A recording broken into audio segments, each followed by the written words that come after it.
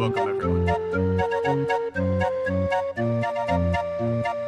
Hope everybody's having a great day. Hope everybody had a really good Sunday. Oh God, what a weekend!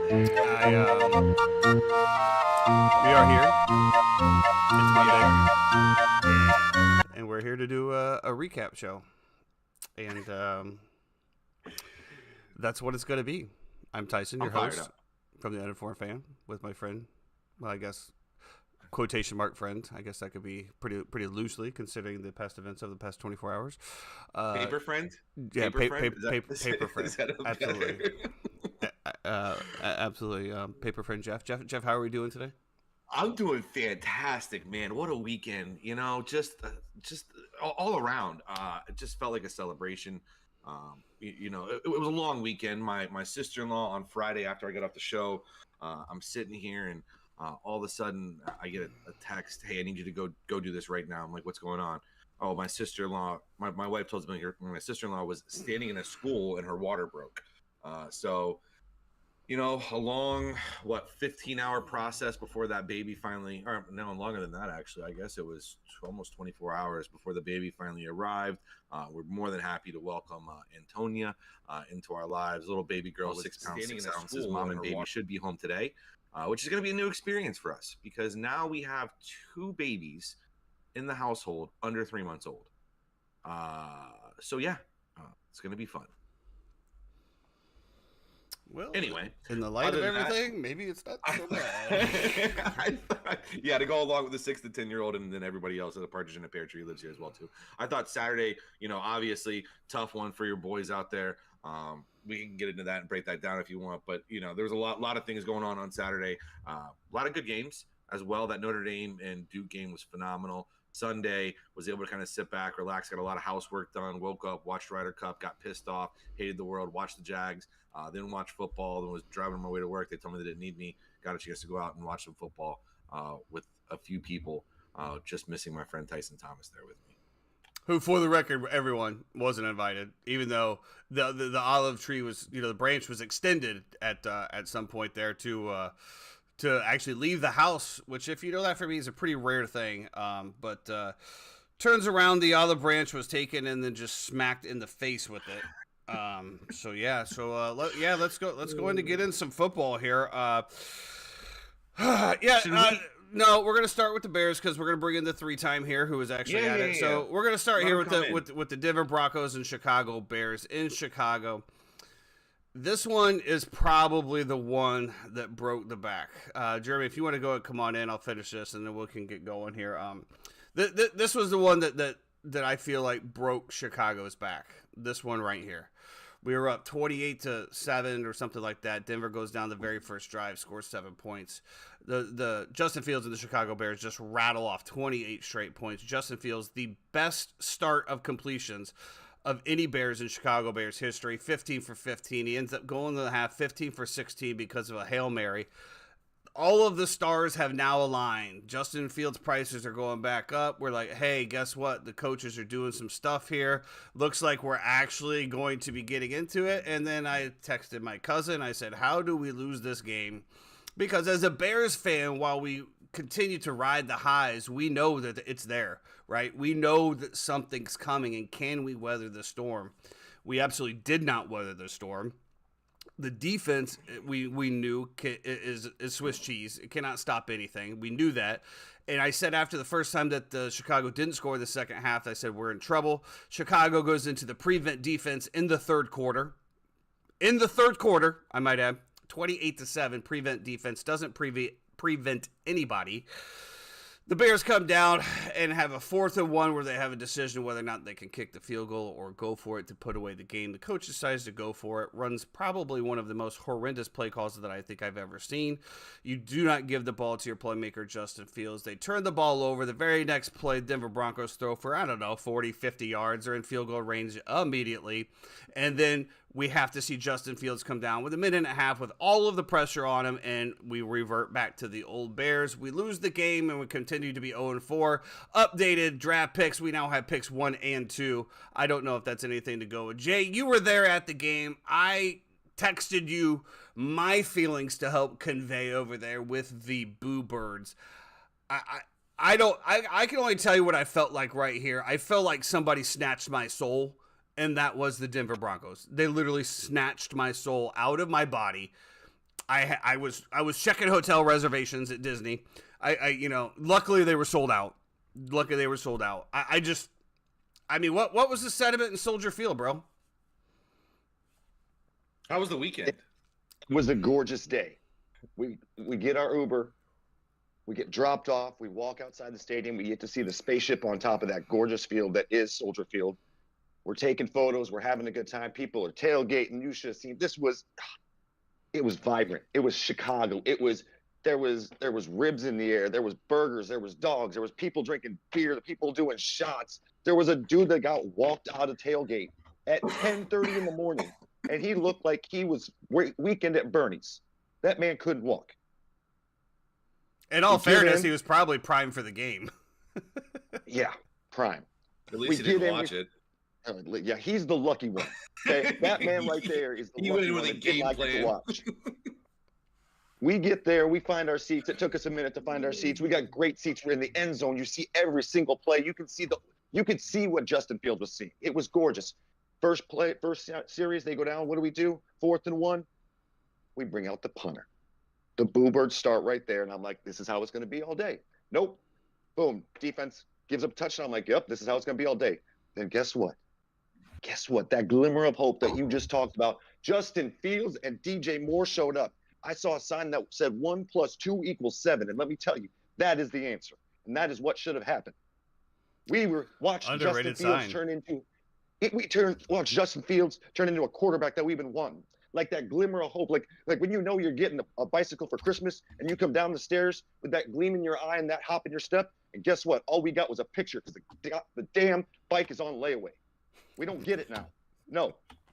The bike no, we got to see a picture of the bike. We got 4 touchdowns from Justin Fields and then nothing in the second half. Why? Because our assistant coaches were out having dinner at Gibson Saturday night instead of going home on a school night prepping for the Denver Broncos. No, we looked like crap in the second half. You know why? 4th and 1, 2 times. 2 times. We lined up in shotgun. Are you kidding me? Well, shotgun. I don't know if you saw what happened when they lined up under center, but it didn't go any better. I had to walk out with the good, hardworking people of Chicago, and all of us said, what the F were we thinking? Damn Philadelphia Eagles got that tush push or whatever you want to call, and they can line up and put Jalen Hurts back, and they push him for 2 yards. Justin Fields is bigger and stronger. Put Cole Kmet and Robert Tonyan behind him and push his way to a victory. No. We let Cole Kmet go, and we use Justin Fields to push Cole Kmet because that's the way it should be designed. I believe it's actually called the brotherly shove is what they've coined the term for the tush. So it's definitely the tush push. You know, Jimmy hit it straight on the head, and I go back to when Justin Fields talked in the media, and he said that one time that nobody feels the losses more than we do. Justin, let me tell you this right now. You didn't have to walk from Soldier Field back to Michigan Avenue like I did. Every single one of those people there. You're absolutely wrong. There's no doubt that you felt terrible, but here's the difference: is you go back to your mansions, your Ferraris, your whatever the hell you have. We go back to our factory jobs. We go back to the post office. We go back to the bartenders. We go back to the service industry. We go back to mundane hourly jobs that we work for 40 to 60 hours a week to try to make enough money to not only afford a ticket to come to your game, but to put food on the table. And we have a few things to look forward to. And unfortunately, I am the mecca of everything. I gamble. I own a sports business. Everything I host a talk sports show. Like everything I do revolves around sports. I'm so heavily invested.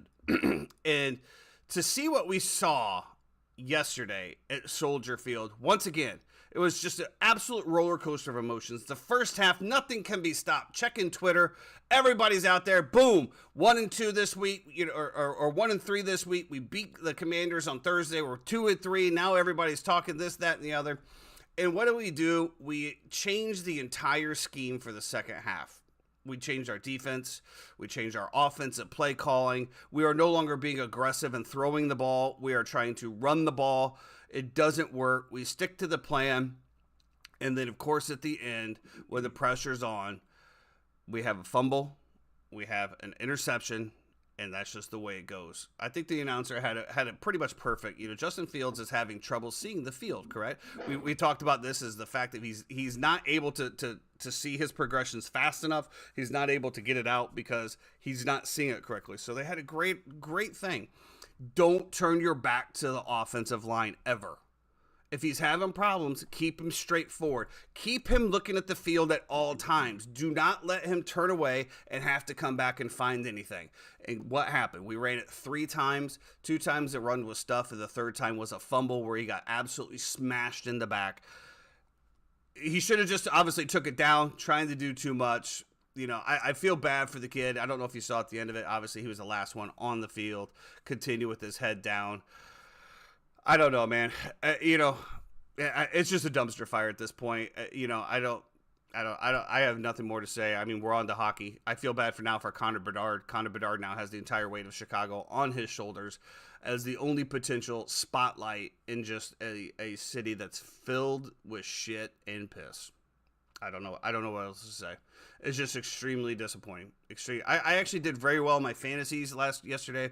I won money, and I still wanted to hurt something or fill my void with something that is an addict or something of that nature. I needed to feel dull.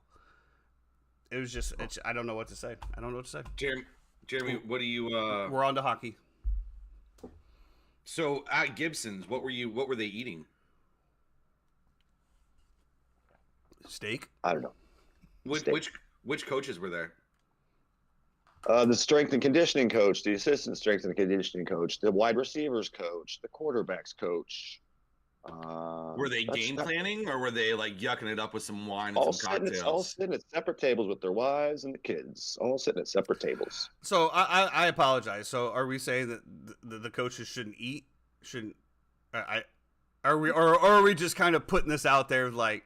I think he's just saying that like the optics are really bad, right? Like you can't be 0-3 going into a huge game, laughing it up, yucking it up, and be yucking it up the night before in a very public setting such as Gibson's on Rush Street, and be there amongst everybody like everything is all fine and good, and then go out and perform the way that you did the very next day. Now, if you came out and you won 28-7, then this isn't an issue. But the fact that you came out and you gave up all those points in the second half and you made Samaje Perine look like a damn. So the players should be on lockdown as well, correct?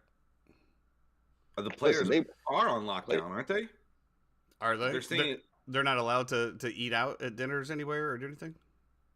You can do whatever you want to. I would just say the night before a game, you should probably be with your team. Don't they stay in hotels before the game? Not in a home game. Not a home game. Interesting. No. I know. In college they do. Like in college, you all load up, go into a local hotel, and. Well, Jeremy, give me your final thoughts on the Bears here. Obviously, we saw Justin Fields become the quarterback that we think that he can be. We did see a little bit more of the offensive scheme that fit his talents, I guess, if you want to say that. So what do the Bears do from here? Obviously, we're 0-3, 0-4 now. Going into Washington, probably going to lose that game as well. I mean, obviously, the defense can't stop anybody, so I think that that's just a moot point at this point. They might go 0 for the entire year with this defense. So give me your final thoughts on this game and what you're looking at. Can the Bears do anything to salvage anything this season, or what happens going into Thursday? What was the bomb they dropped on in Japan? The little boy or whatever. We need to just drop that on our team. Just drop it. Drop the bomb, because it's not working. It was sickening, man. It was sickening. Sorry, I got a message. It's sickening. Trying to check out of the hotel. It's 10:15. Tell them to fucking wait, bro. I paid till 11. We got late checkout, bro. Like it is late. It is late checkout. You gotta put that Amex Platy, bro, where you get 4 p.m. checkout. Let's go. Stuck my asshole, bro. Ligma. I'm not here. You can come back, bro. I feel like, did you not watch the game yesterday? All right, leave me alone. I walked out of there and I said, this has been such a crap weekend. I mean, the Cubs broke my heart. They're not making the playoffs. We drop a bunch of games. The Bears do this. I said it and I go, what? Am I going to get a message that Connor Bedard just broke his ankle and don't put that out there. Don't put that out there. Why would you? One of our other rookies did get carried off on a stretcher last night, just so you know. Fantastic. Why would you do that? Now I know the blame. Now I know who to blame. Unbelievable. That's what I thought. I'm like, I'm lucky I don't have a dog that somebody could run over, Jesus. Okay, we're not hurting puppies. That's where I draw the line. We do not. No, I'm saying I'm lucky. I know what you're saying. I know what you're saying. Any cruelty or harm to animals on the uninformed fan. Well, thanks for jumping in. Enjoy the rest of your trip to Chicago. We'll see you back here Wednesday, bro. Yeah, see you guys on Wednesday. Oh, yeah. So we'll go ahead and get all this stuff back up there. Ooh, what is that? No, we don't want that. Oh, look at that. We got a little shout out to the man cave there. Okay. We don't need that one. That is for the Whatnot app, as we are selling live now on Whatnot. Please go give us a follow over there on the Whatnot app, Thomas Memorabilia. So let's put this to bed here with the Bears Broncos game. Obviously, we were looking at this one straight in the faces. This is the one game that we felt we had a chance in. And I thought the coaches did an absolutely great job at the beginning, scheming, getting some great play calls, getting Justin Fields into a rhythm. Obviously, he was laser focused. If you looked at anywhere on Twitter or anything, obviously Chase Claypool doesn't play. Darnell Mooney is much better as far. I know that he doesn't have the same build as Chase Claypool, but he wants it more. He wants to be there. Chase Claypool is on the trading block. You take him out, all of a sudden, all the memes that you saw was Justin Fields in a Patrick Mahomes jersey. This is what Justin Fields looked like without Chase Claypool, which he looked great, man. He looked really great. Unfortunately, once again, the defense just cannot stop anything. They changed their entire scheme the second half. They allowed him to go down and just score. They played this stupid shit of we're playing to not to lose instead of to win. And they came back. Now, one of the biggest controversies that's going to be is that fourth down play call, right? Should they have kicked the field goal? Should they have not? The players have come out, supporting it, saying that they're glad that the coaches agreed that that they had it that they were able to get it done. They felt confident to get it done. I'm a little bit on the other side. I think that you have to you take the field goal there. You take the 3 points. You try to make your defense do something. Obviously, that didn't happen. They got 2.5 minutes left to go down and score. I think it was more if you're going to go for it. That was probably one of the most egregious play calls that you could have ever called. Yes, Khalil Herbert had some great success running the ball the few drives before that, but you're trying to run out the clock here. Put it in Justin Fields' hands. The guy has played absolutely amazing. Let him run it. Put him out to the side. Give him the option to throw it, just like we've had Cole Kmet open the entire day. Instead, we try to run for 1 yard, don't get it. The rest is history. Where do the Bears go from here? I don't know, but it's a dark, dark place in Hollis Hall right now. It is a dark, dark place. Listen, Bobby Bowden said it best, right? First you lose big, then you lose small, then you win small, then you win big. All right, and the best way to get this taste out of your mouth is go out and play a game as soon as you possibly can. And look at that, you have one on Thursday night. So quick turnaround. You have to have a short memory in the NFL. Listen, get back out there. Go attack. Look at what Philly just did. Put up 34 points on Washington. Go out there, game plan, get it done. Let's see what happens on Thursday night. Listen. Besides the Bears, it was a great day. Can we agree on that?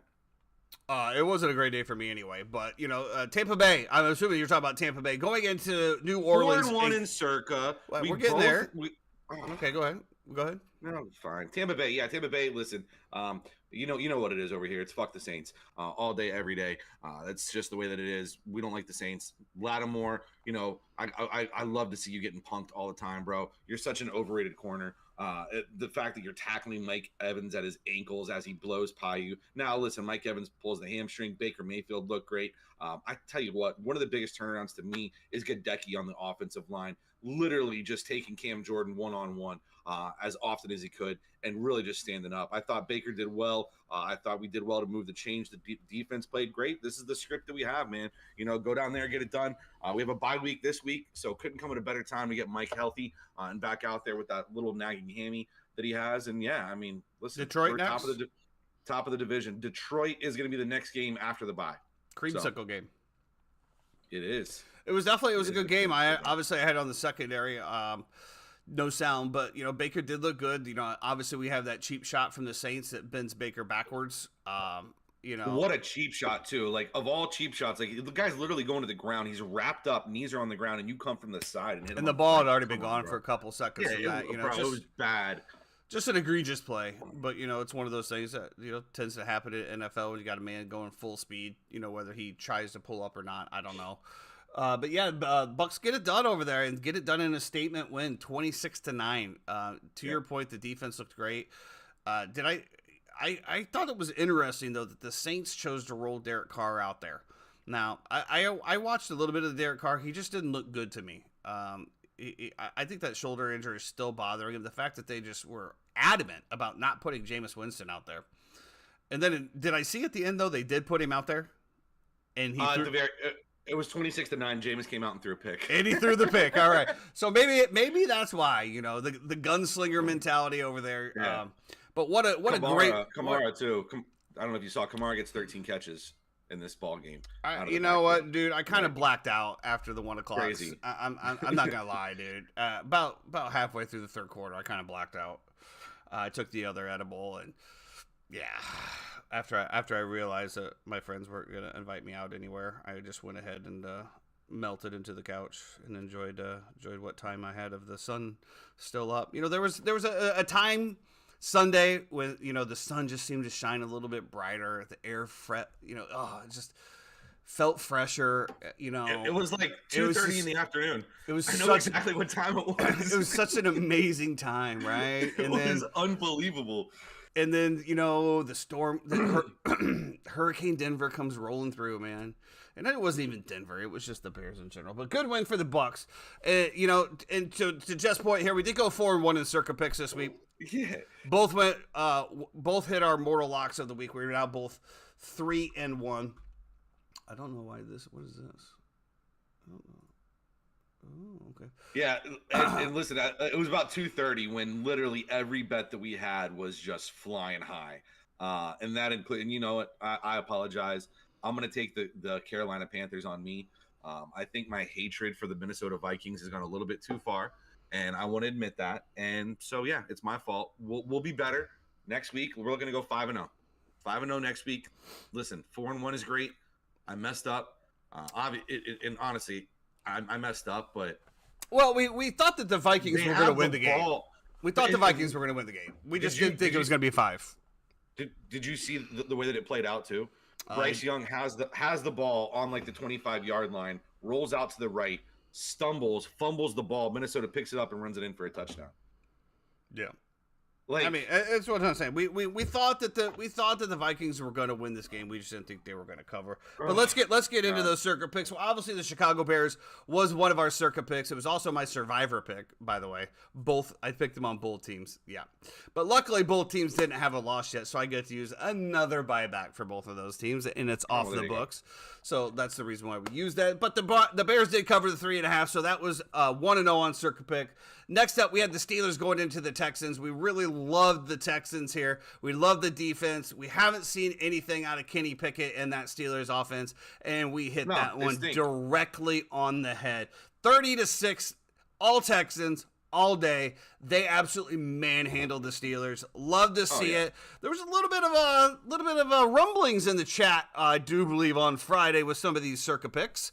And, it was just really nice to see that this was just complete and utter domination by the Texans.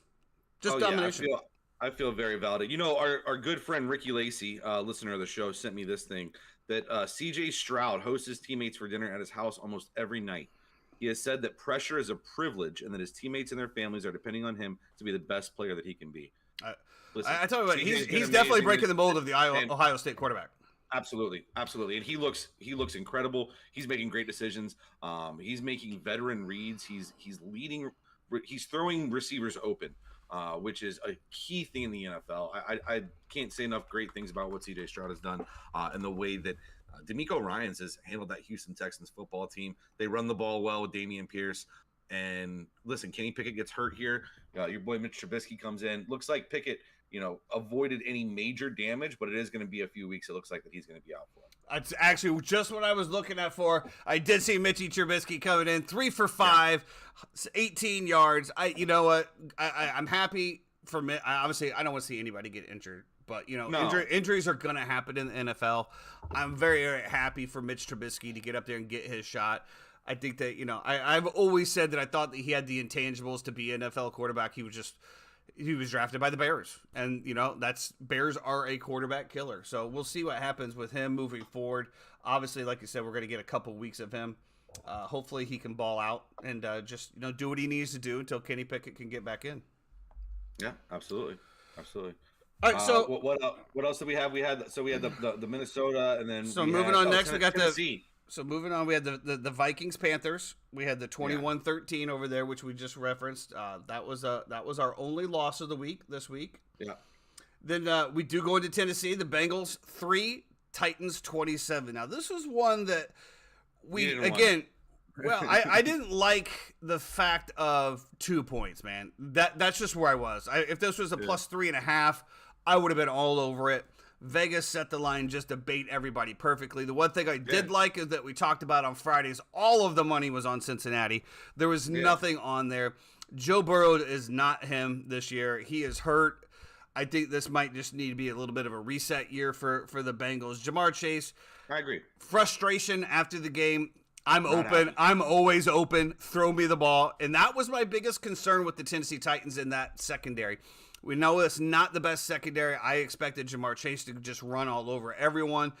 I didn't get to see this game. I'm just only assumed that there was a lot of pressure. T. Higgins goes out early. Once again, my fantasy team. Shout out to my fantasy team. I could just have like 8 IR spots at this point. Great stuff there. Bengals get 3 points in the first quarter and then never score again. Yeah. And listen, this game could have been even worse. The amount of pressure they were getting on Joe Burrow was, I mean, Vrabel just knows how to dial stuff up. And, Vrabel, does these things where Derrick Henry, you saw Derrick Henry attempt 2 passes, or not 2 passes. He had the one where he threw it back to Tannehill, and then he throws for the touchdown pass as well, too. They're just very creative there. And Vrabel at home as a dog is just something that you just blindly take and know that he's going to cover and it's going to work out. There was a play where they rush in, they hit the ball out of Burrow's hand. And as they hit it out of his hand, I did see that. The guy's hand hits his helmet. They scoop and score. They throw a flag for personal foul, roughing the passer for touching the Burrow's helmet after the guy touched the ball. I'm just like, oh my god! I saw that actually called a few times yesterday, and it's to the point now where it's just egregious. The point that we did to try to put this rule, it was obviously safety, but we've gone too far. So an offensive lineman that is literally rushing the quarterback with his arms up, if his arm comes down, not and in a forceful way, and just grazes the helmet, it's a flag. Give me a break. We have absolutely pussified the quarterback position. Thank you, Tom Brady.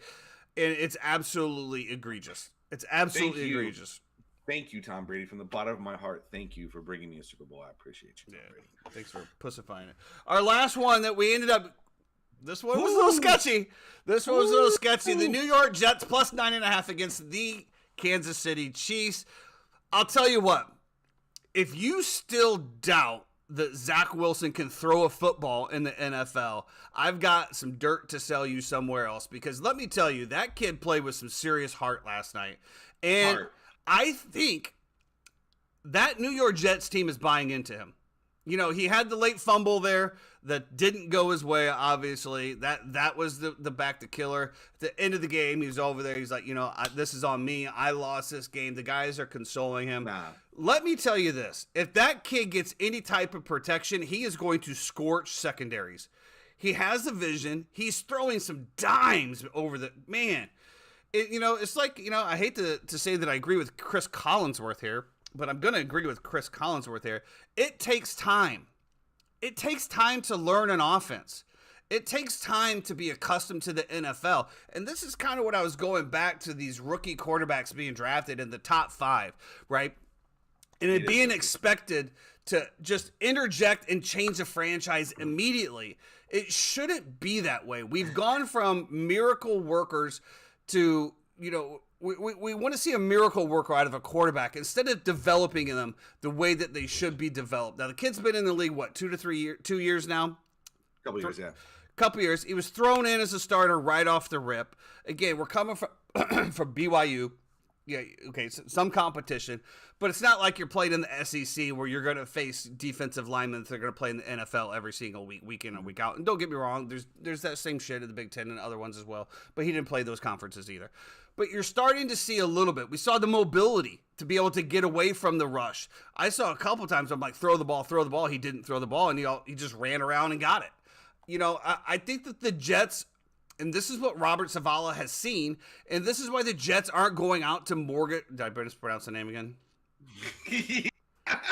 How do you say his name? Saleh. I thought it was Savala. Saleh. This is what Robert Saleh and the rest of the Jets coaches have seen. They're not in despair with Zach Wilson. They're in despair because of that offensive line, and they thought that Aaron Rodgers' talents would be able to bail them out of that, which probably they would. But Zach Wilson is doing the same thing. I am more upset and more concerned about this New York Jets defense. Because let me tell you right now, while they have so like in this game right here, they did come back and they did end up shutting down the Chiefs for a good portion, but you gave up 17 points right off the rip. Right off the rip. That cannot happen. You're supposed to be a top 5 defense. The Chiefs have a top 5 defense. I was more upset with the way that the New York Jets defense, we've all said this throughout the entire, we put on the Jets, I think this is the second time out of 4 weeks that we put the Jets in our Circa Picks. We lost it the first time against the Cowboys because of defense, and they let the Cowboys hang up 30 points on them. They let the Chiefs hang up 23, but they gave up 17 in the first quarter. After the first quarter, 2 field goals. That's the Jets defense we need to see from the entire game. If that Jets defense shows up, quarter 1, Jets win and shock the world. Now, the Chiefs should have covered, but they didn't, and that's all we're going to talk about. There's no pictures on the scorecard. All I care about. Nope. And listen, I felt like it was a little bit of, shall we say, karma for, Patrick Mahomes kneeling at the one. Anyway, suck it, Chad. I do want to say he ain't listening. Oh, I know he ain't listening. You're wasting your breath. I just want to put it out into the ether. I don't care. The amount of flack that I took while I was sitting there at backstage last night, and everybody was like, "You have the Jets? What a dumb pick! I can't believe that you do a show and blah blah blah blah." And I'm just like, "Have the Jets." So at the end of it, did you hand out business cards? I did not. I left in the first quarter, and then I just continued to get bombarded by text messages from people throughout the first quarter, and then no text messages after the first quarter. It was really weird. So you stayed out for the whole game? No.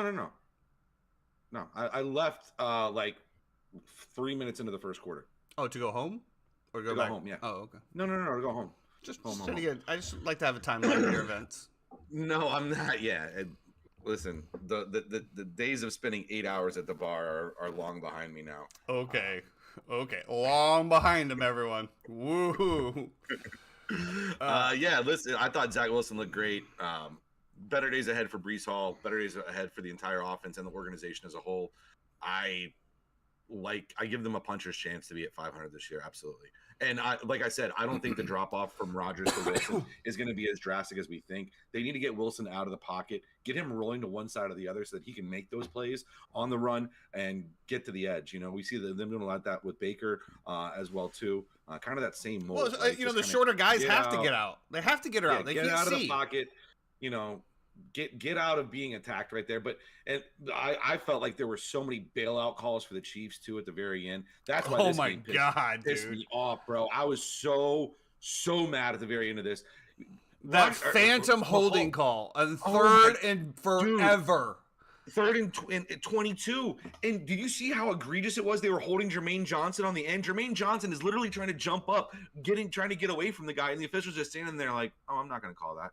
Mahomes runs for 23 yards or whatever it is. And then on the pick that they call the hold on Sauce Gardner on, what? Dude, it was pretty bad. The official didn't even throw the flag until after it was intercepted. Like the hold, if there was a hold, was at the very first part of the route, right? He waited to see the way that the play was going to play out, and then as soon as it was intercepted, then he throws the flag. The NFL refs have been hanging out with the NBA refs on the weekends during the week, I guess. Pissed me off. I was just I couldn't believe it. It was terrible. But anyway, we digress. We still get the dub. That's all that really matters at the end of the day. I wanted to see the Jets win, though. We both said this. I wanted to see the Jets win, too. We were going to say they had 2 wins. They were both against this. It didn't work out. But I think Jet fans, you heard the crowd come alive. Zach Wilson running for that first down where he kind of gave up his body. The fans, I think they're starting to believe a little bit. I'm not gonna say believe. There was a little drop of hope that went into the pond. Just one drop. I feel like there's so much noise around the Chiefs too. It's why I'm kind of like fading them a little bit. Really? Now. There's noise around the Chiefs right now. Did you see the skybox? Did you see the skybox? Bro, what are we doing here? T Swift, Ryan Reynolds, his Blake wife, Lively. Oh man, Huge Jackman was there. Yep. God, Who was the other one? The chick from Game of Thrones. The Sansa? Yeah, Sansa was there. Apparently, they had a girls' day. Yeah. Jonas, but I think they're separating now. She's separating from the Jonas. Yeah, she's single. She's single. She hit up the flip phone. I told her, hey, look, those were different times. I'm married now, so no more DMs. I am excited for the rest of this episode. We are going to bring in one of our good buddies in here, and TJ Sonatas, to kind of talk a little bit of football and mix it up. One of the big supporters of the show, a guy who is your nemesis in fantasy sports. He's not my nemesis. I just hate him. Is it okay to call him an arch rival? I mean, I guess if I'm gonna talk shit about him, I'm gonna go ahead and bring him in. I wouldn't say he's my arch rival. He's just an asshole prick that always seems to win. Wow. And wow, this is how you welcome him onto the show. Huh? You're the one that brought this up, and you're the one that started this. And there's a thing in life called a slice up. He's in the room. There's a little slice here called humble pie that doesn't get baked a whole lot in his household, and he could use to have a slice every once in a while. But if he is here, welcome. with that being said, right, one of my good friends, longtime person who I go to for different thoughts and advice and different things like that, TJ Sonatas, welcome to the program. Thank you for being here on the Uninformed Fan today. Appreciate you, bro.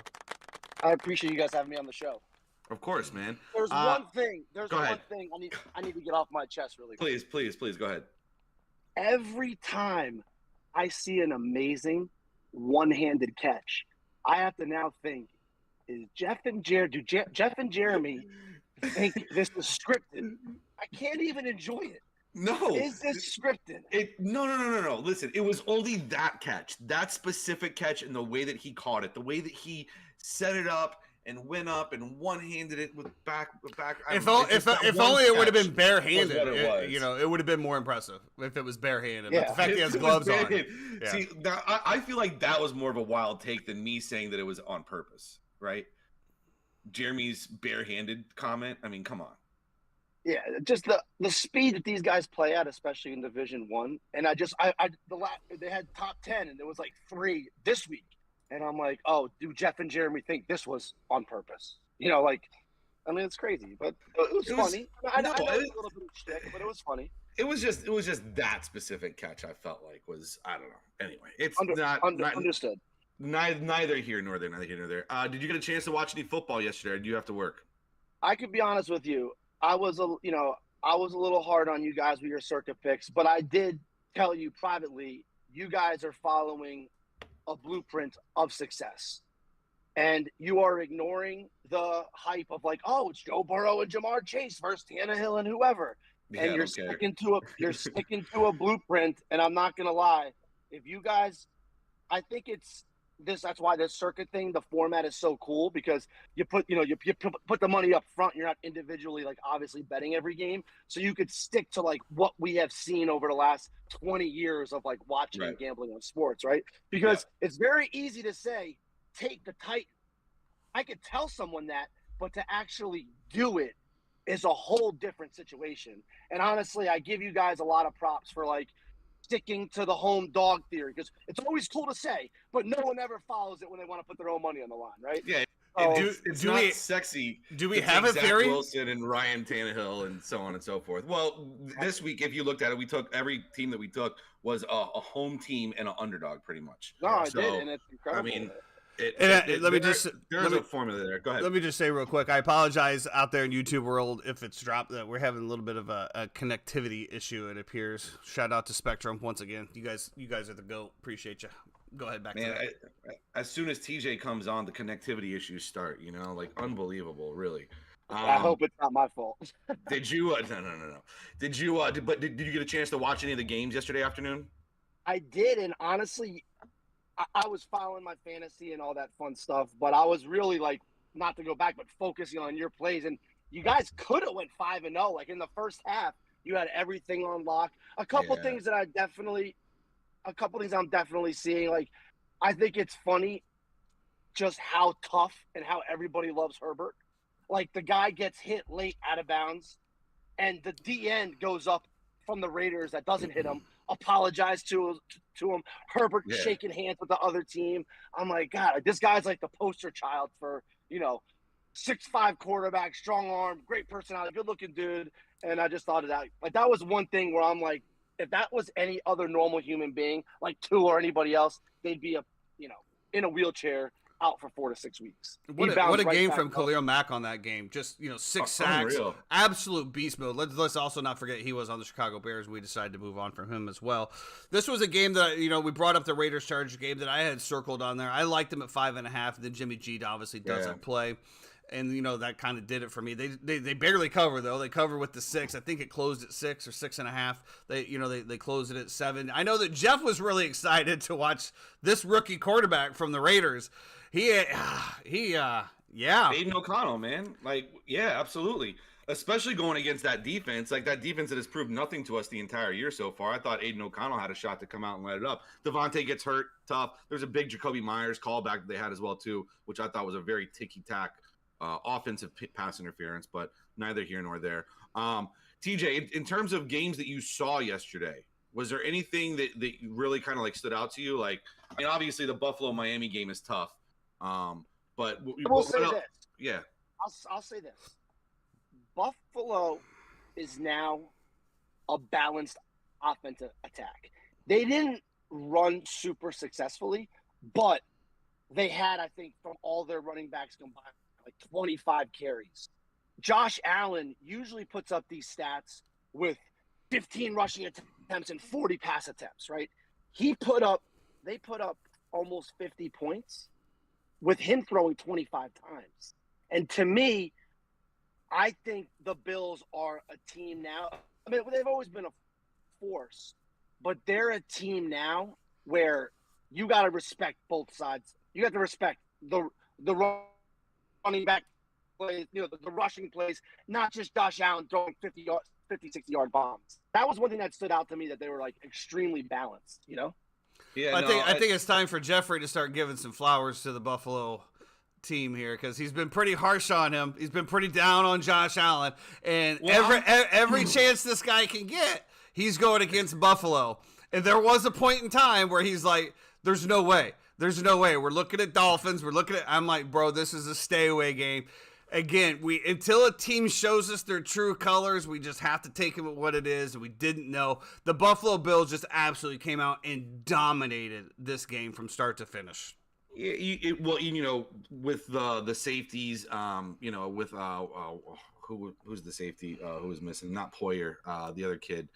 Micah Hyde was out for Buffalo as well, too. I thought there was a chance that Tyreek Hill gets over the top. Listen, McDermott always coaches well. I think he's a great defensive schemer. I think he's a terrible head coach of a football team. That's just my own personal opinion. I don't like his decisions down the stretch, and I think Josh Allen has proved to maybe be too careless with the ball at times when it comes down to those situations inside the red zone that you need to be able to take care of the ball on the opposite side.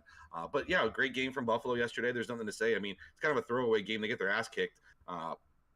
Listen, I think the Dolphins already opened as 10-point favorites against the Giants next week. So that being said, they had a bad game. I think Vegas still understands that it's just one game at a time. Well, speaking of the Giants, and also Tyson. Go ahead. No, go ahead, TJ. Tyson, I want to ask you a question, because I know you were talking really high about Zach Wilson and stuff like that. So, you over the last 20 years, you've run successful restaurants. You are a successful businessman. Do you think, let's say, we'll jump to the restaurant business. I asked Jeff this question too. If you took someone, you're a GM, you run many restaurants, regional. If you took someone off the streets with very little experience, could you turn them in 6 months into a very good general manager or regional manager? No. Okay. So most people ask that. I think the opposite, but well, you're talking about me bringing somebody in the streets that has no experience in 6 months, making them a general manager. Absolutely not. I can make them a good restaurant manager, be able to oversee the operations of the floor and maybe even focus on one certain area. But in 6 months, I'm not going to be able to take somebody and be able to, convincingly show them the P&L, the fiscal responsibilities, the projections, budgeting, and all of that. Now, with that being said, I think I can see what you're kind of lead into. So I'm going to let you make your point here first before I come back to it. Yeah, and obviously I'm not comparing quarterbacks, but like, yeah, I used as a server bartender, but I just use you as a GM just because that's what you do. But if we could do that, why can't Aaron Rodgers make Zach Wilson a top 15 quarterback? And I think we saw glimpses of that last night.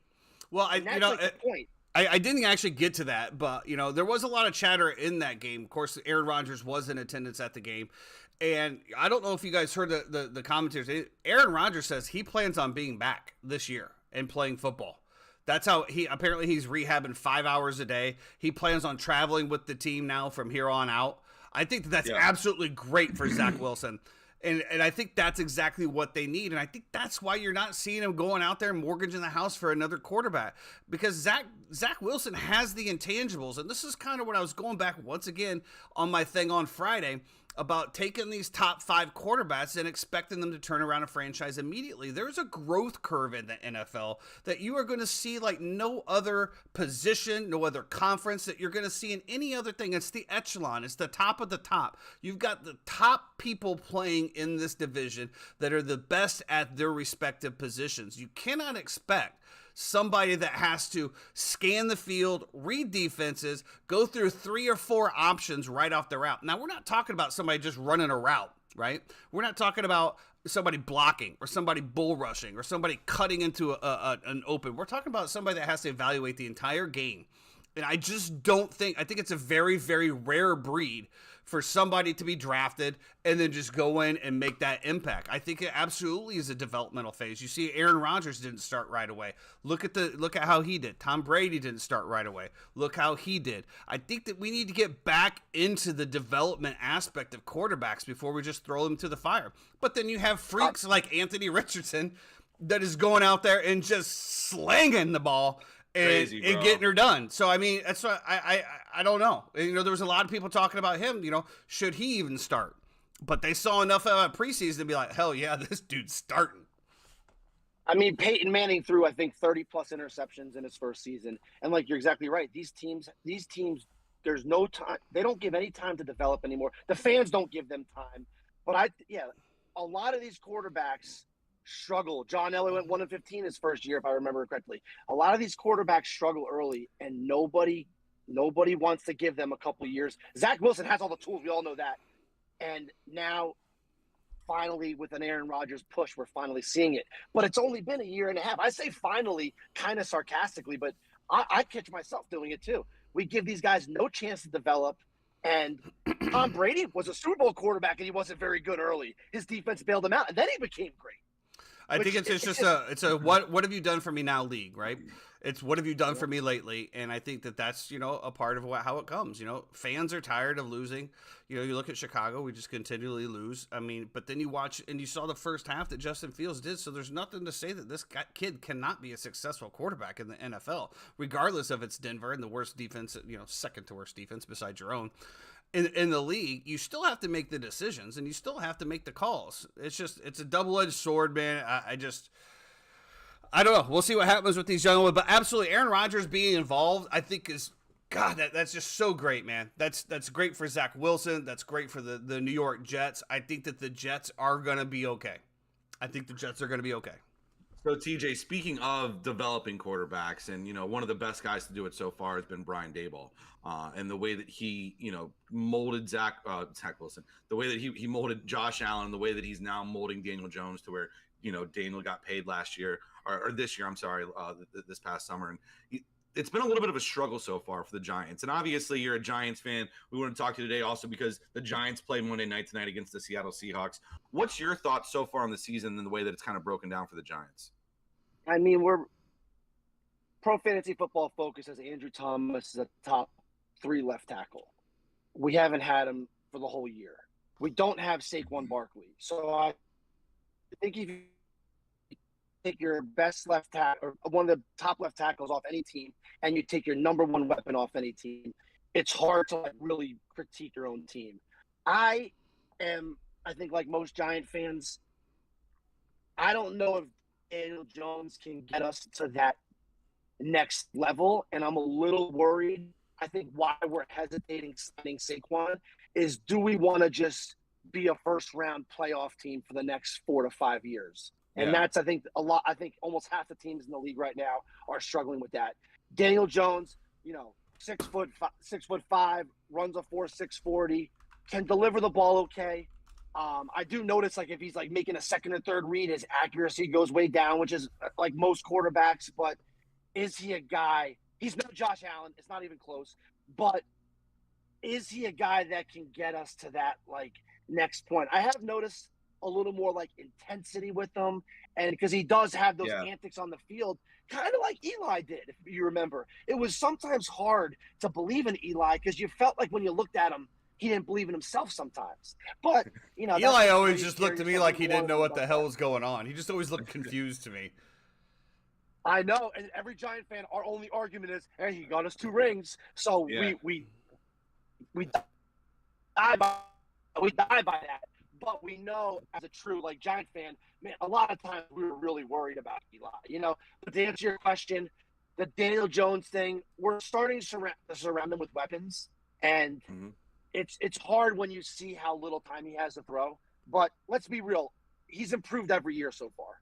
And so he's been in the league for 4 years, right? Like the Mara family said, we've done this. Yep. So right. We've done him no justice. 2019, he was drafted. So, now this. So it'd be 4. Yeah, 1, 2. Yeah. I know you can do that math. I know you can do that. So my question is with these rookie quarterbacks, right? So because I'm going to put him as a rookie quarterback because he's still within his first 5 years. This is his 5th year. So again, if he's drafted in 2019, that means he doesn't start till the 2019-20 season. So 19-20, 2021, 19, 22, 20, 23. 21, 22, 23. This is his 5th year. I don't know. Where's the 3-time when you need him? He's on a flight somewhere. I did want to talk to you a little bit about tonight's game. Hold on. I want to go back to this real quick. So with Daniel Jones, right? You just said that you don't know if it's a guy that's going to get him there. With these rookie quarterbacks and what we talked about as far as the need to win right away and so forth and so on, and the development needed, at what point do we feel like it's either this is the guy or this isn't the guy? 4th year, 5th year, 3rd year? At what point do we say this guy should know better by now? I have a hard number for you. It's 3 years. It's 3 years worth of starts for me. 3 years worth of starts. If you haven't gotten your team to the playoffs and you're not considered for a Pro Bowl selection, it's time to move on. Let me ask you this. Let me ask you this, 50, though. right? These quarterbacks are 9 times out of 10 are drafted to obviously the worst teams in the league. Correct. That's why they're getting this high pick. So the worst teams in the league are usually further off than just one quarterback. We look at the Jaguars, right? The Jaguars went out and made a lot of moves for some of these stud receivers. They did a couple good drafting to get some good tight ends, things of that nature to be able to surround them with. So when we're saying 3 starts, you got to figure even if he starts his rookie year the first year, he probably doesn't have the weapons, right?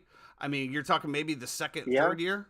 And that's kind of my point to what we were talking about before again, Jeff, on Friday, is I was talking about, these guys come in and they might be all the stud in the world, but the general managers don't give them the pieces. I think it's just very hard to put a timetable on it.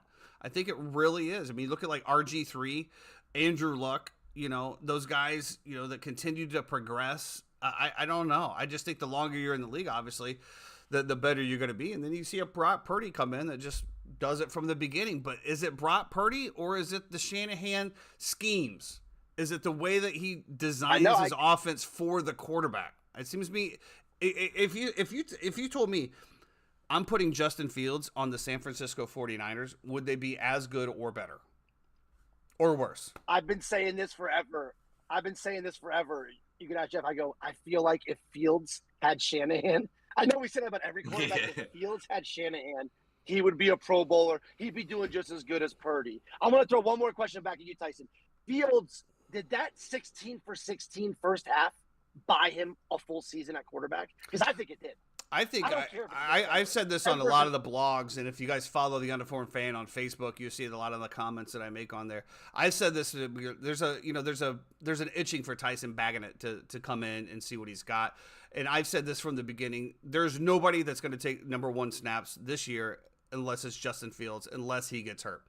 You got to figure this is his 3rd year, right? You have to play the whole year out. You're not gonna do anything now. You're 0-4. Okay, even if you do win out like the Lions did, I think you have to play him all year long, and you have to see him in every. Can he dig out of a hole like this? What is his mental strength? Can he progress? And then if he can't, then that's at the end of the year. You got to make the decision. More than likely, you're going to have a top pick. Do we move on? What do we do? But I think that you have to give him the entire year. This is only his 3rd year, and I do believe he's had 3 head coaches, 2 head coaches, 3 different offensive coordinators so far. And not one of them, up until last game, in my opinion, schemed towards his strengths. They come in with the mentality of however they interviewed, this is the scheme that we're going to run, this is what we're going to do. And they don't take into the fact that we don't have the quarterback that fits that game plan. So then finally everybody's like, hey, let's develop an offense that fits our game plan. And we did the first half, and it looked great. And guess what? We decided just to not do it the second half. We went completely away from it. We tried running the ball. We failed. We changed our defensive scheme. And that loss, as bad as it was 100% coaching.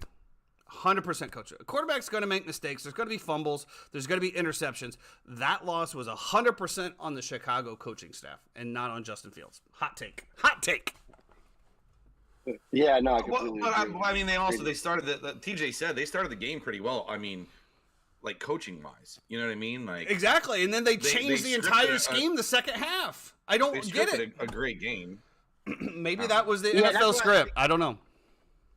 I think the whole coaching thing, like the dinner thing, is ridiculous. If they were out Sunday night, I would agree with you. But they have to go out to dinner, and they came out with an amazing coaching plan, right? First half, everything looked scripted, and then, the adjustments, whatever. But that has nothing to do with dinner. Yeah, if they're out Sunday night, then we can talk about that. But, that's neither here nor there. But a man's got to eat. Impressed with Fields.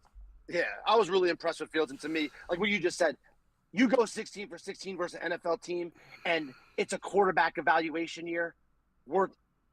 You got something to think about now, I think. I think Fields is going to be a guy on the rise, and I can't believe I'm saying that, but one half of football convinced me from what I saw. It's just again, if Fields stays, does the coaching staff stay? Probably not. So once again, we're gonna regurgitate the coaching staff. We're gonna do another. I don't know. It's just absolute shambles in Chicago, bro. Absolute shambles. Absolute shambles.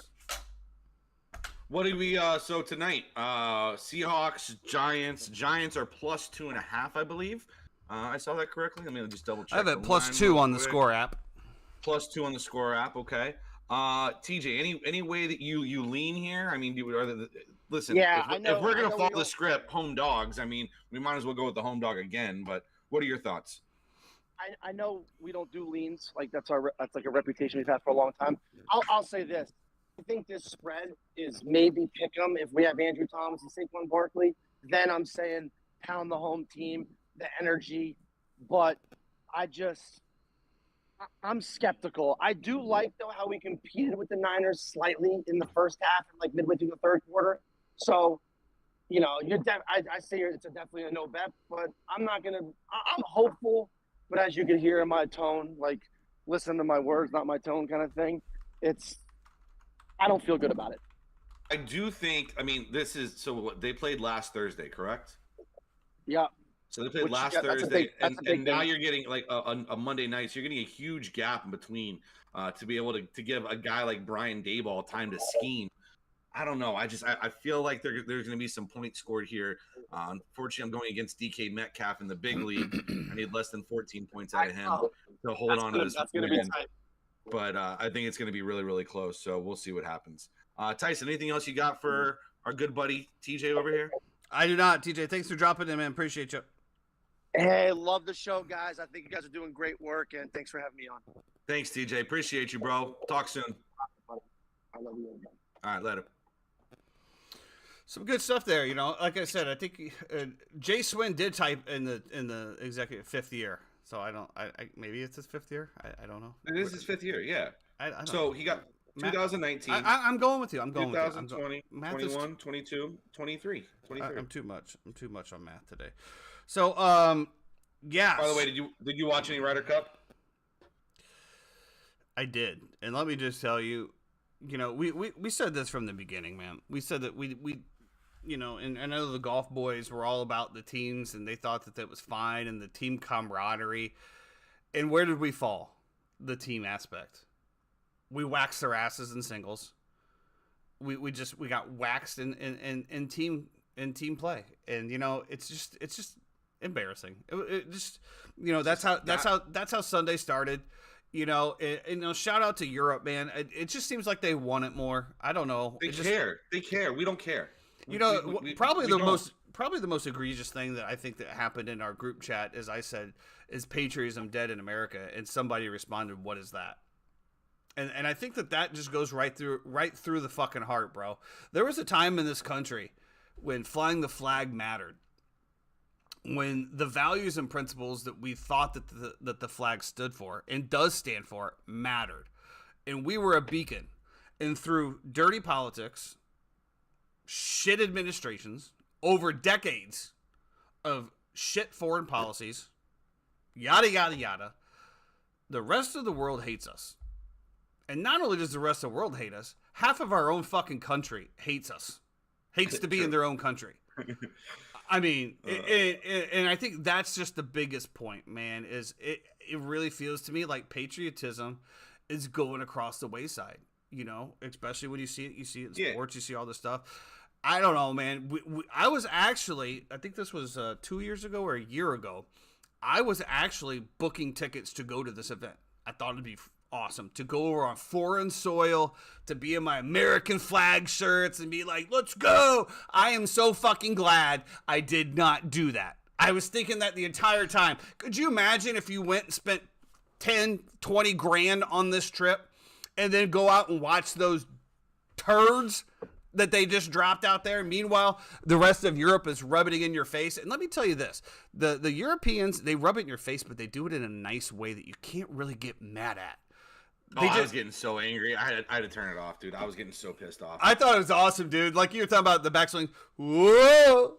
But then like USA hits a bad shot, and they like just, and that's the other interesting aspect of this, is that you're used to playing golf when there's respect, right? Like somebody hits a shot, it's like, you know, that was a tough one, but it's okay.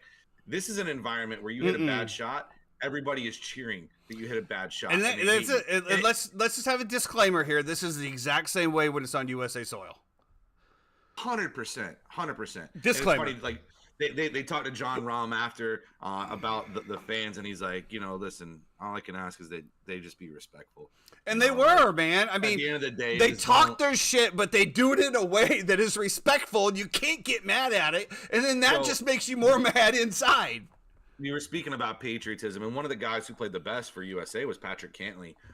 And there was a big to-do about basically they said that Patrick Cantley wasn't wearing his hat because he didn't want to give it was a protest because he's come out and said he thinks that they should be paid for the Ryder Cup. He came out and said that he thinks that they should be paid, which there you go. I mean, that tells you everything you need to know. I understand the argument because they are generating so much revenue off the Ryder Cup. To who? The players, huh? To whom? To whom? Who's gets the the money money going toward? Right. I don't know. That's what he's saying. Who's getting the money? Now they do give them $200,000 to donate to a charity of their choice for participating in the Ryder Cup. However, I think Cantley just feels like there should be a little bit more. Which, to your point, the patriotism, go play for a living. However, if you look at listen, Cantley's made $10 million.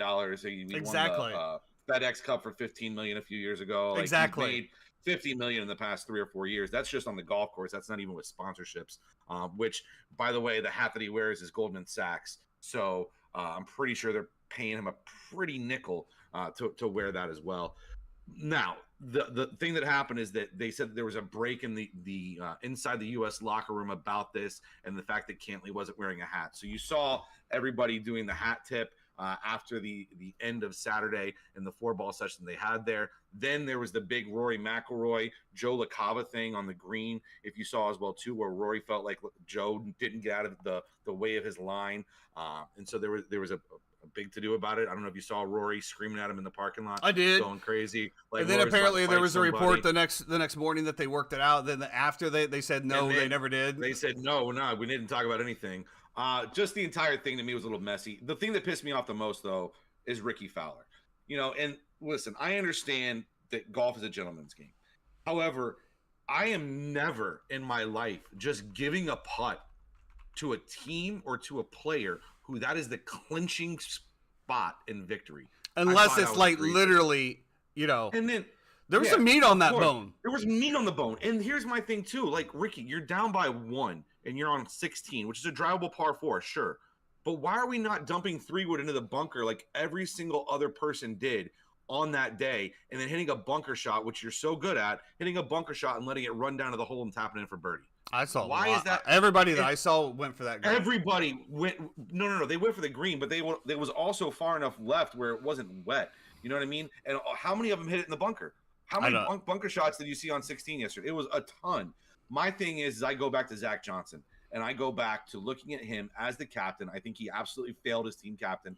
I don't think he has any rah-rah in him whatsoever. He's so mid. It's just in my opinion, Tiger Woods should be the captain every year. Every year. If he can't play, he's a captain. Every year. Him and Phil would be just a great captain, co-captain, and they can just flip each year. They can flip each year. But, let's get back to the money thing here, because I know we're going to go over, and I do have a little bit of MLB to go over, so we're just going to go over by 15, 20 minutes. It is what it is. Fast forward your program. Do whatever you got to do. The frames have dropped a little bit, but we're still okay. But let's go back to that, right? So if there's a Ryder Cup action, that means that there's no PGA tournament going on. There's no live tournaments going on, correct? During that time frame. Correct. No DP World Tour. Correct. No. So you have been chosen to represent your country in this, right? So there's no way that you can get paid from any other event. And let me also probably just say, and I wish again the 3-time. If I'm wrong, I will come back Wednesday and regurgitate this and make my apology. But I'm pretty sure that they probably get a stipend for expenses while they're also over there. I'm sure that the hotel is paid for because it's a hotel. It's a hotel accommodations. It's hotel everything. Dinners, the galas, the balls, all of the stuff that comes with the Ryder Cup. I guarantee it, these players are not coming out of their pocket. And maybe that's where the money is going for. The production, to actually pay the people that are the spotters. That would be something, hey? How about that? How about that, Mr. Cantlay, while you're working and making your $10 million for one round of tournament? Meanwhile, there's 200 volunteers that are not getting paid at all to help find your ball, to help do all of this other stuff to make the tournament run that don't get paid. But yet we're going to come back again. We're saying I should be paid for the Ryder Cup.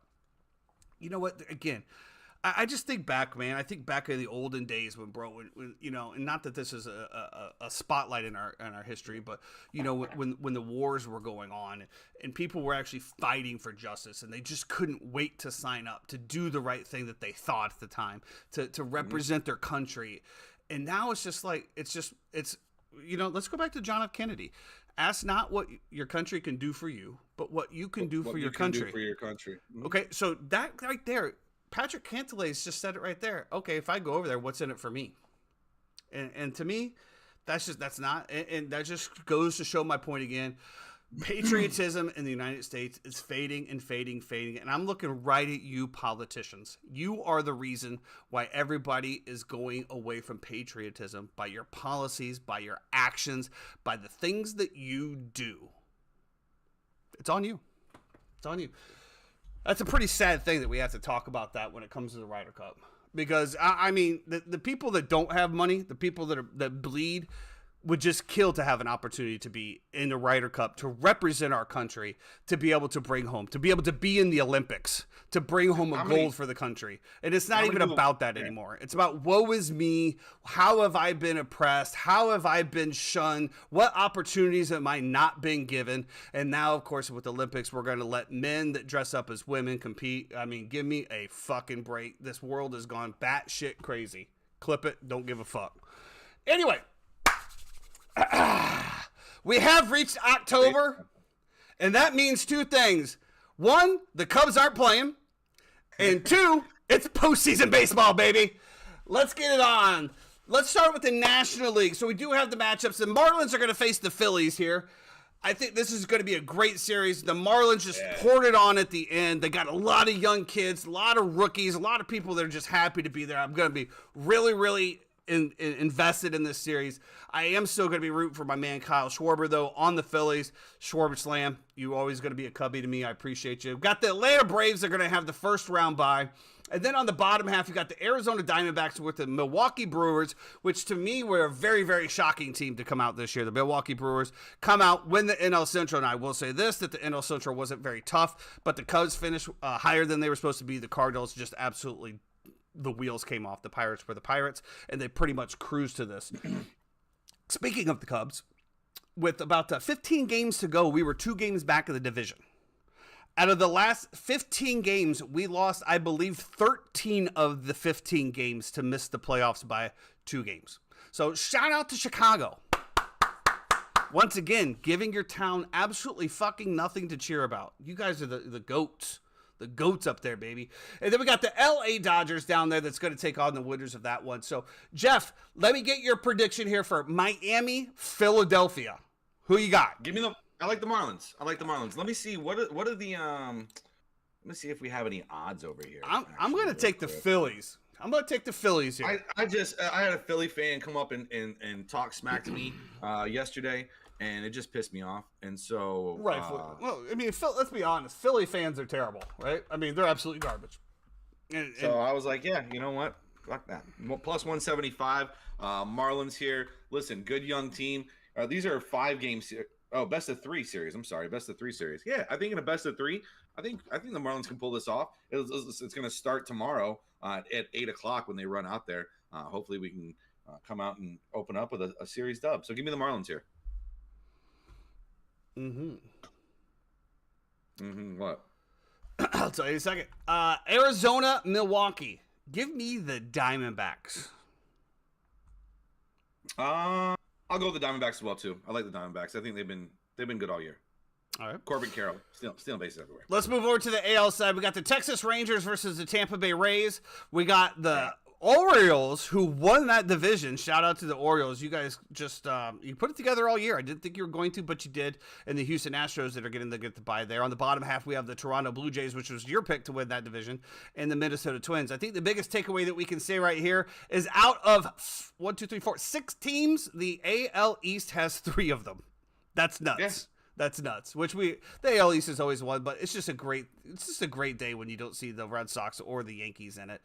So let's start off with the Texas Rangers, Tampa Bay Rays. I'm staying here in the state of Florida. I'm going with the baby Rays. Tampa Bay. Imagine if they had Wander Franco still, bro. That team would just be rolling. And then on the bottom half, we got the Toronto Blue Jays and Minnesota Twins. This I really don't know. I do know that the AL Central was pretty weak, so just give me the Blue Jays here. Blue Jays, baby. We're still alive with the Atlanta Braves and Toronto Blue Jays World Series pick. So I'm gonna ride it until it's done. Ride it till it's done, and then we'll break down obviously as it goes. When do these games start? Tomorrow. Oh, they start tomorrow. Perfect. Tomorrow afternoon, 3:00. So we'll be back on Wednesday. ABC. We'll be back Wednesday to break down Monday Night Football, to break down the MLB playoffs and all the drama that could happen between now and then. We're really looking forward to some press conferences out of Hallis Hall in Chicago to some justifications.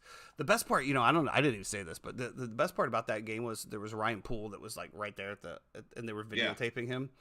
Yeah. And like after he was like, yeah. And then he was just like, what a roller coaster of emotions. But listen, though, I want to say this. Like, if you do have the 1 and 2 picks going into this draft, and you can get Caleb Williams, and with 2, you can take or even trade back to get some more draft capital from 2, and then you pair him with Bowers, the tight end from Georgia. I don't know if you saw that Georgia game this past weekend. All I know, that tight end is ridiculous, bro. Ridiculous. All I know is that once again, we're putting all of our faith into a kid that hasn't played. Now I know he's a generational talent. I watched him for the first time. I saw some good throws. I saw some not so good throws. But I guess the only thing I'm going to say about Caleb Williams is his father's already said that Chicago is not a destination for his kid. He didn't say that. Yeah, he did. He was asked about he was asked about Chicago, and he goes. He basically came out and said that it has to be the right fit for his son in a organization that is right to fit him and develop him. He basically came out and said Chicago's trash without saying Chicago's trash. And let's be honest. I feel like he said that. Oh, give me a break. But regardless, I mean, again, so I already heard the commentators saying, yeah, you take him number one and you bring Lincoln Riley with him because that's probably the only way that you're going to get him is by saying, all right, we'll bring your coach with you. So that now here we go again. We got a whole new coach. It's just, I don't know, bro. I'm over it. I'm on the hockey season. Go Connor Bedard. Appreciate you, bro. We'll be back Wednesday to break it all down after that. Yeah, Bucs, whatever. I'm over them, too. I'm over them, too. Everybody have a great day. We'll talk to you Wednesday. Everybody stay out of the left-hand lane, please.